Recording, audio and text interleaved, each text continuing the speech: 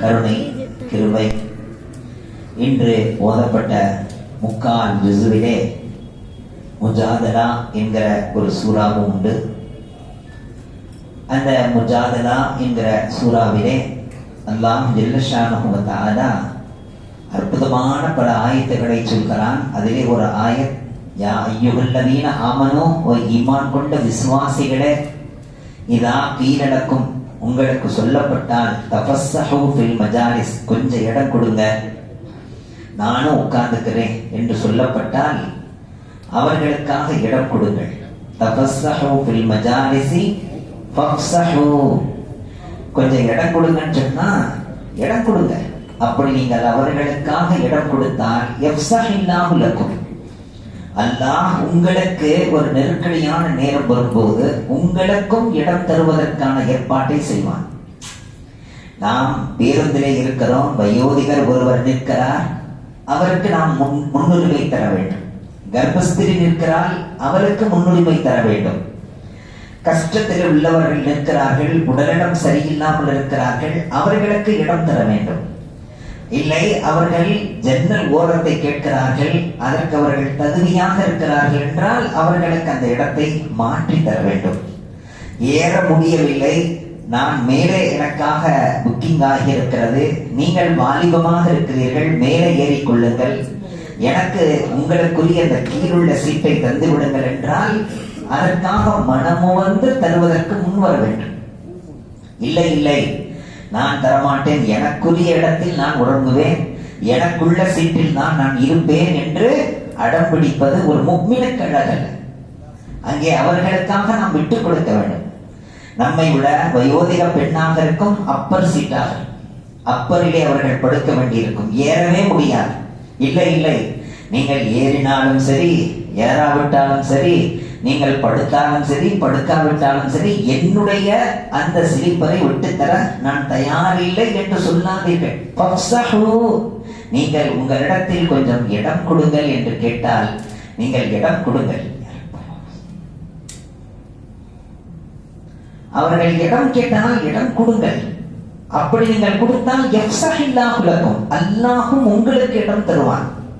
உங்களுக்கு ஒரு சிக்கல் என்று வருகிற நேரத்தில் உங்களுக்கு அழகான அமைப்பை அல்லாஹ் உண்டாக்கி தருவான். நமக்கும் ஒரு வயோதிகம் என்று இருக்கும் அல்லவா, நமக்கும் நாம் குடும்பத்தோடு செல்லும் ஒரு சூழல் வரும் அல்லவா, அந்த நேரத்திலே நமக்காக இறங்கி போகின்ற ஒரு உள்ளங்களை அல்லாஹ் உருவாக்கும். அது மஜ்லிஸாக இருக்கலாம், பிரயாணங்களாக இருக்கலாம், எல்லா இடங்களிலேயும் இந்த உயர்ந்த பக்குவம் நமது உள்ளத்திலே வர வேண்டும்.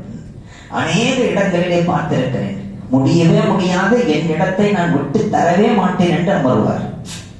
ஆனால் எதிர்த்தரப்பில் உள்ளவர்கள், நாங்கள் குடும்பமாக வந்திருக்கிறோம், மனைவி மக்களாக இருக்கிறோம், ஒன்றாக அமர்ந்து கொள்ளுகிறோம். இல்லை, முடியவே முடியாது, நான் இங்கேதான் என்பார். அல்லாஹ்வும் இவனுக்கு ஒரு நேரத்தை உண்டாக்கி அதே பாடத்தை புகட்டுவான். பிறகு அந்த ஆயத்தில் எல்லாம் சொல்லுகிறான், யஃப்ஸஹில்லாஹு லக்கும் வைதா கீலன்ஷுஸூ ஃபன்ஷுஸூ யர்ஃபஇல்லாஹு அல்லதீன ஆமனூ மின்கும், உங்களிலே ஈமான் கொண்டவர்களின் அந்தஸ்தை அல்லாஹ் உயர்த்தத்தான் செய்வான். ஈமான் கொண்டவர்களுடைய அந்தஸ்தை அல்லாஹ் தாழ்த்தவே மாட்டான். யர்ஃபஇல்லாஹு அல்லதீன ஆமனூ மின்கும், அந்த ஈமான் கொண்ட காரணத்தினாலேயே அல்லாஹ் உயர்த்துவான். பிறகு அவர்களிடத்திலே கொஞ்சம் ஞானம் வந்து விட்டால், இல்மு வந்து விட்டால், யர்ஃபஇல்லாஹு அல்லதீன ஆமனூ மின்கும் வல்லதீன ஊதுல் இல்ம தரஜா, யாருக்கு இல்மை அல்லாஹ் தந்து விட்டானோ அவர்களுக்கு இன்னும் தரஜாவை உயர்த்தும். இந்த இல்மு அவனை உயரத்திலே கொண்டு போய், இந்த இல்முக்கு அவ்வளவு சக்தி இருக்கிறது. அது உலக கல்வியாக இருக்கட்டும், மறு உலக கல்வியாக இருக்கட்டும், அந்த கல்வியின் மூலமாக அவனுக்கு ஒரு தெளிவு ஏற்படும், ஒரு விளக்கம் உண்டாகும், விளங்கும் தன்மை ஏற்படும். அல்லாஹ் அவனை ஜஹில் என்கிற இருளில் இருந்து வெளிச்சத்துக்கு கொண்டு வந்துடுவான். ஒரு பிரைட்னஸ் ஏற்படத்தான் செய்யும். ஆனால் அது உலக கல்வியினால் கிடைக்கின்ற பிரைட்னஸை விட அதோடு சேர்ந்து மறு உலக கல்வியினால், ஆன்மீக கல்வியினால், அல்லாஹ் ரசூலுடைய இல்மினால் அது இன்னும் அழகு பெருமையானால் அதனால் அவனுக்கு இன்னும் தெளிவு அதிகமாகிவிடும். சாதாரணமான விஷயம் அல்ல. ஒருவர் மார்க்கம் அறியாதவராக உலகம் அறிந்த ஒரு பெரிய ஒரு அறிஞராக இருக்கிறார், இன்னொருவர் மார்க்கம் அறிந்தவராக இருக்கிறார். ரெண்டு பேருமே இல்முள்ளவர்கள். ஆனால் அல்லாஹ்வுடைய பார்வையிலே, அடியார்களின் பார்வையிலே இந்த இல்முள்ளவர் இருக்கிறார் அல்லவா, நபித்துவ இல்மை அறிந்தவர், மார்க்கம் தெரிந்தவர், மார்க்க சட்டங்கள் அறிந்தவர், அவர் எங்கோ இருப்பார். ஏனென்றால் இந்த உலகம் அறிந்த அறிஞர் கூட அந்த மார்க்கம் அறிந்தவரிடத்தில் தான் வந்தாக வேண்டும். அவரிடத்தில் சில பிரச்சனைகளுக்கு தீர்வு கேட்டே ஆக வேண்டும், வேறு வழியே இல்லை. அப்படித்தான் அல்லாஹ் ஏற்படுத்தி இருக்கிறார். நினைத்து பார்க்கிறோம் பெரியவர்களே, இந்த இல்மில் எத்தனை எத்தனை வித்தியாசங்கள் இருக்கிறது. ஒரு செய்தியை சொல்கிறேன். ஷாம் தேசத்துக்கு மதீனா நகரத்தினுடைய ஒரு வியாபாரி, அவருடைய பெயர் சலாம் இப்னு ஜுபைர். அவர் யூத ஒரு பெரியவர், மிகப்பெரிய வியாபாரி. அவர் ஷாமுக்கு போன போது அங்கே எல்லா பொருள்களும் வாங்கி முடித்தாகிவிட்டது. திரும்பலாம் என்கிற போது அங்கே ஒரு அடிமை விற்பனை செய்யப்பட்டுக் கொண்டிருக்கு. சரி, அந்த அடிமை எவ்வளவுக்கு விற்பனை செய்யப்படுகிறார்? பக்கத்திலே போய் விசாரித்தால் ஆக குறைந்த பணத்துக்கு அவரை விற்பனை செய்கிறார்.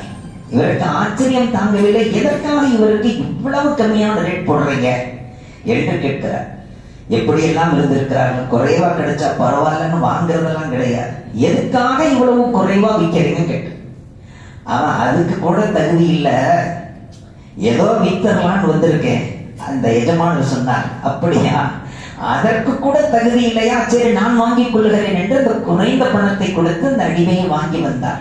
வாங்கி வரும்போது சொன்னார், நான் மதீனா நகரம் உன்னை அழைத்து செல்வேன், மதீனாவுடைய பாசார்ல வச்சு நான் விற்பேன், நீ விற்பனை ஆயிட்ட அப்படின்னா உனக்கு நல்லது, விற்பனை ஆகலைன்னா பிறகு சரியில்லை என்று அழைத்து சென்றார். மதீனா நகரத்தினுடைய அந்த வியாபார ஸ்தலத்திலே வைத்து இவரை, நீங்கள் என்ன ரேட்டுக்கு கேட்கிறீர்களோ அந்த ரேட்டுக்கு நான் தர தயார் என்று நிற்க வைத்தார். ஒரு நாள் ஆனது, 2 நாள் ஆனது, 3 நாள் ஆனது. எவருமே பக்கத்தில் கூட வரவே, சும்மா கொடுத்தா கூட வேணான்னு சொல்லுவாங்க தெரியுங்களா, பேச்சுக்கு சொல்லுவோம், வேணவே வேணாங்க, சும்மா கொடுத்தாலும் வேணாங்க. இந்த நிலை இருக்கிற போது மதீனாவிலே ஒரு பெண்மணி, ஷபீகா என்ற பெயருடைய பெண்மணி, அந்த பெண்மணி அந்த அடிமையை தினத்தோறும் பார்க்கிறார். என்ன இந்த அடிமையை யாருமே வாங்க மாட்டாங்களே, இப்படியா விலை போகாத ஒரு அடிமை. அவர் மீது உள்ளத்திலே ஒரு இரக்கம் வந்தது, பரிவு வந்தது, பாசம் வந்தது. ஏனென்றால் இரக்கம் வரும் அல்லவா சில பெண்களுக்கு. உடனே அந்த அடிமையை என்ன ரேட் சொல்கிறார்களோ அதை கொடுத்து தன் வீட்டுக்கு அழைத்து சென்றார். இது ஊரெல்லாம் பரவிவிட்டது. எந்த பைசாவுக்கும் தகுதி இல்லாத ஒரு அடிமைய மதீனாவில் இருக்கக்கூடிய ஷபீகான்ற ஒரு பெண்மணி வாங்கிட்டு போயிட்டாங்களா அப்படின்னு ஊரெல்லாம் பரவுது. இந்த நேரத்தில் தான் மக்கா நகரத்திலிருந்து ஒரு வியாபார குழு ஷாம் தேசம் சென்று விட்டு திரும்பி வருகிறார்கள். அவர்கள் வரை அந்த செய்தி போகிறது. அந்த வியாபார கூட்டத்திலே தலைவராக ஒருவர் இருக்கிறார். அவர் நபியவர்களிடத்தில் ஈமான் கொண்ட வாலிபர், நபியவர்களிடத்திலே ஈமான் கொண்ட வாலிபர்.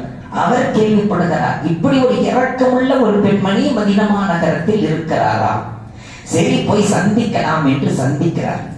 இந்த அடிமையின் மீது இவ்வளவு இரக்கம் கொண்ட பெண்ணாக இருக்கிறாயே, நீ எனக்கு வாழ்க்கை துணையாக ஆனால் நான் அதை ஏற்க தயார்.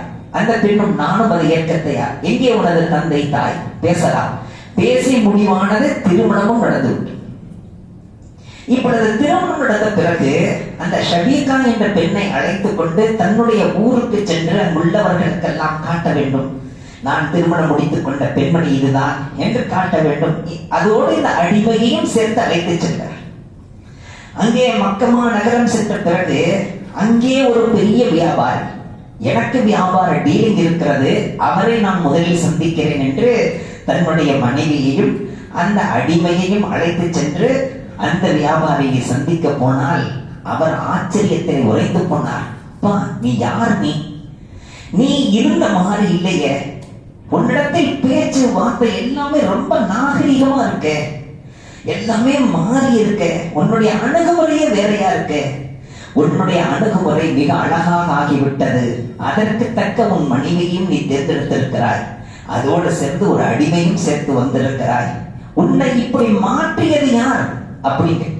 என்னை மாற்றியதுதான் முஹம்மது ஸல்லல்லாஹு அலைஹி வஸல்லம். அவர் எங்கே இருக்கிறார்? அவரிடத்தில் என்னையும் அழைத்து சென்று அந்த வியாபாரியும் வந்து ஈமான் கொள்கிறார். அந்த அடிமையை விலை கொடுத்து வாங்கியவர் தான் உஸ்மானே கனி ரலியல்லாஹு அன்ஹு. அந்த அடிமையை விலை கொடுத்து வாங்கியது ஷபீகா. அந்த ஷபீகாவுடைய அடிமையை தன் கணவருக்கு தந்து விட்டார். அந்த அடிமையை அழைத்துக் கொண்டு அங்கே சென்றதுதான் ஹஜ்ரத் உஸ்மானே கனி ரலியல்லாஹு அன்ஹு.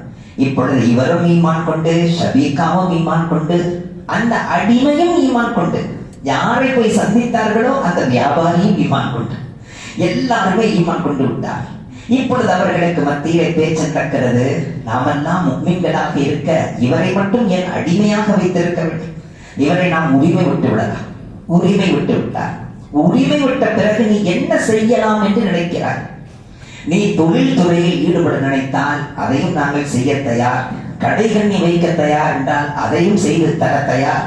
என்ன உனது நோக்கம் என்று கேட்டபோது, நான் ஆலிமாக ஆக வேண்டும், நான் ஹாஃபிதாக ஆக வேண்டும், நான் இல்முன் நுபுவத்தை கற்க வேண்டும், நான் தெரிந்து தெளிவு பெற்று பிறரையும் தெளிவுபடுத்த வேண்டும். எனக்கு அதை ஏற்படுத்தி தருவீர்களா? உடனே நபிகள் நாயகம் ஸல்லல்லாஹு அலைஹி வஸல்லம் அவர்களிடத்திலே அந்த அடிமையை அழைத்து சென்று நபியவர்களின் மூலமாக பொறுப்பு சாட்டப்பட்டு குர்ஆனை மனனம் செய்த ஹாஃபிலாக ஆகிவிட்டார். பிறகு நபியவர்களுடைய ஹதீசுகள், எக்கச்சக்கமான ஹதீசுகளை மனனம் செய்தவராகவும் மாறினார். முதல் ஹிஜ்ரத், அங்கிருந்து மக்கமா நகரத்திலிருந்து ஒரு காஃபிலா மதீனா நகரம் சென்றதல்லவா, அந்த காஃபிலாவிலே தலைமை இமாமாக அந்த அடிமை இருந்தார். இப்பொழுதுதான் அடிமை இல்லையே, உரிமை விடப்பட்டு விட்டார். மிகப்பெரிய ஆலிமாக கருதப்பட்டார். மதீனா நகரத்துக்குள்ளே செல்லும் போது ஆங்காங்கே தொலை வைப்பதற்கு அவரை இமாமாக மக்கள் நிறுத்தினார்கள். பிறகு மதீனா நகரம் சென்ற பிறகு குபா மஸ்ஜிதிலே இமாமாக இருந்தார். ஹஜ்ரத் உமரே ஃபாரூக் ரலியல்லாஹு தஆலா அவர்கள் மதீனாவுக்கு வந்தபோது அந்த அடிமைக்கு பின்னால் நின்று தொழுதார்கள். தெரு ஓரத்திலே எதற்குமே உபயோகம் இல்லை என்று ஒதுக்கப்பட்ட, எந்த தகுதியும் இல்லை என்று சொல்லப்பட்ட, சும்மா கொடுத்தா கூட வேணாண்டு சொல்லப்பட்ட ஒருத்தரை அல்லாஹ் அந்த இல்மின் மூலமாக உயர்த்தி எந்த அளவுக்கு உயர்த்தினான் என்றால், ஹலீஃபா பின்னால் என்று தொழுகிறார், முன்னால் அடிமையாக இருந்தவர் தொழ வைக்கிறார். அவர்தான் சாலிம் ரலியல்லாஹு அன்ஹு. அவர்களுக்கு பெயர் என்ன? சாலிம் ரலியல்லாஹு அன்ஹு. மிகப்பெரிய அந்தஸ்தை அல்லாஹ் தந்தார். பிறகு ஹஜ்ரத் உமரே ஃபாரூக் ரலியல்லாஹு அன்ஹு அவர்களுக்கு பிறகு அவர்கள் தலைமை முஃப்தியாக அல்லாஹ் அவர்களை தேர்ந்தெடுத்தார். அவர்கள் மாணவர்களுக்கு பாடம் நடத்தி கொண்டிருக்கிற போது அந்த நேரத்தில் இருக்கிற பொறுப்பு அதிகாரிகள் வெளியில் நிற்பார்கள், மணிக்கணக்காக நிற்பார்கள். மணிக்கணக்காக நின்று பிறகு உள்ளே அனுமதி கேட்பார்களாம். எவ்வளவு நேரமாக நிற்கிறீர்கள்? நீங்கள் பாடம் தொடங்கியதிலிருந்து வெளியில் தான் நிற்கிறோம் என்பார். அல்லாஹ் ஒரு அடிமையாக இருந்தவருக்கு இவ்வளவு பெரிய அந்தஸ்தை தருகிறார் என்றால், அல்லாஹ் சொல்கிறான், யர்ஃபஇல்லாஹு அல்லதீன ஆமனூ மின்கும் வல்லதீன ஊதுல் இல்ம தரஜாத். யாருக்கு இல்மை தந்து விடுகிறோமோ அந்தஸ்தை உயர்த்தி விடுவோம். நாய் வாய் வைத்தால் 7 தடவை கழுகணும், மண்ணு போட்டு கழுகணும் 7வது தடவை. அதே நாயை பத்தி அல்லாஹ் குர்ஆன்ல சொல்றான், அதுக்கு வேட்டையாடுகிற இல்மை நீங்கள் கற்றுக் கொடுத்து விட்டால், வேட்டையாடக்கூடிய இல்மை பிஸ்மில்லாஹ் என்று போய் கவ்விக்கொண்டு வரும். அந்த இல்மு அதற்கு வந்து விட்டால் பிறகு அது வாய் வைத்து கவ்வி கொண்டு வருகிற வஸ்துவை நீங்கள் அறுத்து சாப்பிடுங்க. ஏனென்றால் இப்பொழுது அந்த நாய் ஆண்டரி நாய் அல்ல, அது நீங்கள் பார்ப்பது போன்ற சராசரி நாய் அல்ல, அறிவு. அது யாரும் அது அறிவு பெற்ற நாய். பிஸ்மில்லாஹ் என்று சொன்னால் கவ்வி கொண்டுதான் வருமே தவிர கடித்துக் கொண்டு வரார். அப்படிப்பட்ட இல்மு தரப்பட்ட நாய். ஒரு நாய் நஜீஸ், எல்லா பகுதியும் நஜீஸாக இருக்கக்கூடிய ஒரு நாய்க்கு இல்மு வந்த காரணத்தால் இவ்வளவு அல்லாஹ் அந்தஸ்தை தருகிறான் என்றால், மனிதன் இயல்பாகவே உயர்ந்தவனாக இருக்க, அவனுக்கு கொஞ்சம் உலக கல்வியும் கிடைக்க, அதோடு சேர்ந்து மார்க்க தெளிவும் கிடைத்து விட்டால் எவ்வளவு உயர்ந்தவன் அந்தஸ்து. ஹஜ்ரத் உமர் ஃபாரூக் ரலியல்லாஹு அன்ஹு அவர்களை நபி அவர்கள் தான் உருவாக்கினார். ஹஜ்ரத் அபூபக்கர் சித்தீக் ரலியல்லாஹு அன்ஹு அவர்களை நபி அவர்கள் தான் உருவாக்கினார். பெரிய காலேஜ் எல்லாம் இல்லை. ஹஜரத் உஸ்மானே கனியை உருவாக்கினார், ஹஜரத் அலியை உருவாக்கினார்கள் ரலியல்லாஹு. எல்லாமே நபி அவர்களுடைய பாடசாலையில் பயின்றவர்கள் தான். அவர்களுக்கு என்ன எழுத்து விழுத்தெல்லாம் சொல்லி தந்தார்களா? எனக்கே எழுத தெரியாது நபி அவர்கள் சொன்னார். ஆனா உம்மி, நானே எழுத படிக்க தெரியாதவன், என்னோடு இருக்கிற சஹாபிகளும் எழுத படிக்க தெரியாதவர்கள். ஆனால் அல்லாஹ்வை எப்படி சந்தோஷப்படுத்த வேண்டும் என்கிற இல்மும் எங்களுக்கு தரப்பட்டிருக்கு. எந்த அளவுக்கு என்றால், யாரேனும் ஒருவன் அநியாயம் செய்ய நினைத்தால், நபி அவர்களுக்கு பிறகு யாரேனும் ஒருவன் ஒரு அநியாயம் செய்ய நினைத்தால் உடனே அபூபக்கர் சித்தீக் ரலியல்லாஹு தன்னுடைய நினைவு வந்து அந்த உண்மைத்தனம் அவனை அநியாயம் செய்ய விடாமல் தடுக்கணும். ஹஜரத் உமரே ஃபாரூக் ரலியல்லாஹு தன்னுடைய அதாலத் நீதம் அவனை பயமுறுத்துமா. பிறகு ஹஜரத் உஸ்மான் ரலியல்லாஹு தன்னுடைய நினைவிலே வந்து அவனுக்கு வெட்கத்தை ஏற்படுத்துமா. பிறகு ஹஜரத் அலி ரலியல்லாஹு தன்னுடைய நினைவு வந்து அவனது உள்ளத்திலே தக்வா உண்டாகும். உடனே அந்த தவறிலிருந்து விலகி விடுவான். எப்படிப்பட்டவர்களை நபி அவர்கள் உருவாக்கி இருக்கிறார்கள் என்று பாருங்கள். ஹஜரத் உமரே ஃபாரூக் ரலியல்லாஹு அன்ஹு வாய் திறந்து, யார சொல்லா அல்லாஹ் இப்படி ஒரு சட்டத்தை இறக்கனா நல்லா இருக்குமே சொல்லுவாங்க. சட்டம் இறக்கி சாராயத்தை பத்தி சட்டம் வந்து இருக்கு, ஆனா தெளிவா இல்லைங்க யார சொல்லா. உடனே தெளிவான சட்டம் வந்து கோஷா பொதுதான் விஷயத்துல கொஞ்சம் அழுத்தமான சட்டம் வந்தா நல்லா இருக்கும். உடனே அழுத்தமான சட்டம் வந்து இப்படிப்பட்ட ஒரு சஹாபியை நபி அவர்கள் விட்டு சென்றார்கள். நினைத்து பார்க்கிறோம், இந்த காபாவிலே ஓரத்தில் ஒட்டப்பட்டிருக்கிற இந்த ஹஜ்ருல் அஸ்வத் கல், நீ ஒரு கல், உனக்கு எந்த சக்தியும் கிடையாது. லாபத்தை தர முடியுமா, நஷ்டத்தை ஏற்படுத்த முடியுமா? நபி அவர்கள் முத்தம் கூட பார்த்தேன், எனவே நானும் முத்துகிறேன் சொன்ன போது பக்கத்துல அலி ரலியல்லாஹு சொன்னாங்க, அமீருல் முஃமினீன் அவர்களே, நீங்கள் பேசுற மாதிரி இல்ல, நபி அவர்கள் சொன்னதை நான் கேட்டிருக்கிறேன். இந்த ஹஜ்ருல் அஸ்வத் கல்லுக்கு 2 கண்கள் தரப்படும், அதற்கு உதடுகள் இருக்கும், அது தன்னை முத்திட்டவர்களை சாட்சி சொல்லும் என்று நபி அவர்கள் சொல்ல நான் கேட்டிருக்கிறேன். உடனே அந்த இடத்திலிருந்து இறங்கி தனக்கு இருந்த அறிவை விட இன்னும் கூடுதலான அறிவுடையவர்களை நிச்சயமாக மதிக்க கற்க வேண்டும். தன்னுடைய இல்மை விட தெளிவு ஹஜ்ரத் அலி ரலியல்லாஹு அன்ஹு தெளிவு. உடனே சொன்னார்கள், லௌலா அலியும், இந்த இடத்துல மட்டும் அலி இல்லாமல் போனால் இந்த உமர் வழிகட்டு போயிருப்பேன். உடனே இறக்கும். நபி அவர்கள் அங்கே இறந்து அவர்களது கண்கள் மறைந்திருக்கிறது. அந்த நேரத்திலே யாராவது நபி அவர்களை இறந்தார்கள் என்று சொன்னால் கொண்டு விடுவேன். எப்படி மூசா அலைஹிஸ்ஸலாம் தூர்சினா மலைக்கு போனாங்களோ அந்த மாதிரி போயிருக்காங்க, ரிட்டர்ன் வந்துருவாங்க என்றெல்லாம் சொல்லிக்கொண்டு பிதற்றிக் கொண்டு தாங்கிக் கொள்ள முடியாமல் அந்த நேரத்திலே ஹஜ்ரத் அபூபக்கர் சித்திக் ரலியல்லாஹு அன்ஹு பக்கத்தில் வந்து சொன்னார்கள், இல்லை இல்லை, நீங்கள் நினைப்பது போன்றல்ல என்னுடைய நண்பரே, நீங்கள் உங்களது எண்ணத்தை மாற்றிக் கொள்ளுங்கள். உண்மையிலேயே அல்லாஹ் ஜல்ல ஷானஹு தஆலா குர்ஆன்ல சொல்றான், நீங்களும் மரணிப்பீர்கள், உங்களை மரணிக்க வேண்டும் என்று ஆசைப்பவர்களும் மரணிப்பார்கள். நீங்கள் மரணிக்கின்ற ஆசைப்படுறவன் ஹயாத்தாவா இருக்க போறோம். இன்னக மையித்துன் வ இன்னஹும் மையித்துன் அல்லாஹ் சொல்லி இருக்கிறான். சொன்ன உடனேயே இந்த தெளிவு எனக்கு ஏற்படலையே, உங்களுக்கு அல்லாஹ் இந்த தெளிவை தந்திருக்கிறானே, என்ன அழகான தெளிவு. உடனே உரையில போட்டாங்க. இப்படி அந்தந்த காலகட்டத்திலே அந்தந்த நேரத்திலே இல்மிலே இவரை விட அவர், அவரை விட அவர் என்று உலகம் முழுக்க அல்லாஹ் உயர்த்தி வைத்திருக்கிறார். நிச்சயமாக அதை ஏற்றுக்கொள்கிற தன்மை, அங்கீகரிக்கிற தன்மை நமது கல்விக்கு வர வேண்டும். நிச்சயமாக உலக கல்வி எவ்வளவுதான் நாம் கற்றிருந்தாலும் அதோடு சேர்ந்து மார்க்க ஞானமும் சேர்ந்தால் மட்டும்தான் மகிமை என்பதை நாம் புரிய வேண்டும். வல்ல ரஹ்மான் புரிந்து அமல் செய்யும் பாக்கியத்தை நம் அனைவருக்கும் தந்தல்வானாக. ஹஜ்ரத் அவர்கள் வருகை தந்துவிட்டார்கள். இன்ஷா அல்லாஹ் உங்களுக்கு முன்னால் அழகான செய்திகளை பேசுவார்கள். தகர்வுபை இழந்தார் அல்லாஹ்வுடைய நெருக்கம் பெறுவதற்கு நாம் என்ன செய்ய வேண்டும் என்கிற செய்திகளை எல்லாம் ஹஜ்ரத் அவர்கள் சொல்லுவார்கள். ஜமாலியாவிலே கிட்டத்தட்ட 10 ஆண்டுகளுக்கு மேலாக பேராசிரியராக பணியாற்றி கொண்டிருக்கிறார்கள். ஹஜ்ரத் அவர்கள் மூலமாக அறிமுகப்படுத்தப்பட்டு இவர்கள் நல்ல செய்திகளை சொல்வார்கள் என்று ஹஜ்ரத் அவர்கள் அனுப்பி இருக்கிறார்கள். நயாஸ் ஹஜ்ரத் அவர்கள், அங்கே இருக்கிற பிரின்சிபல் அவர்கள் அனுப்பி இருக்கிறார்கள். அதோடு நமக்கும் பல வகையிலே பழக்கமாக இருந்தார்கள். அவர்களை பற்றி நாம் அறிந்திருந்தோம். எனவே அது நம் மக்களுக்கு அது பிரயோஜனப்படட்டும் என்று ஹஜ்ரத் அவர்களை நாம் அழைத்திருக்கிறோம். அல்லாஹ் அவர்களுடைய பணியை கபூல் செய்வானாக, வருகையை கபூல் செய்வானாக, சொல்ல போகிற செய்திகளை கபூல் செய்வானாக, உள்ளத்திலே பல மாற்றங்களை ஏற்படுத்துவானாக.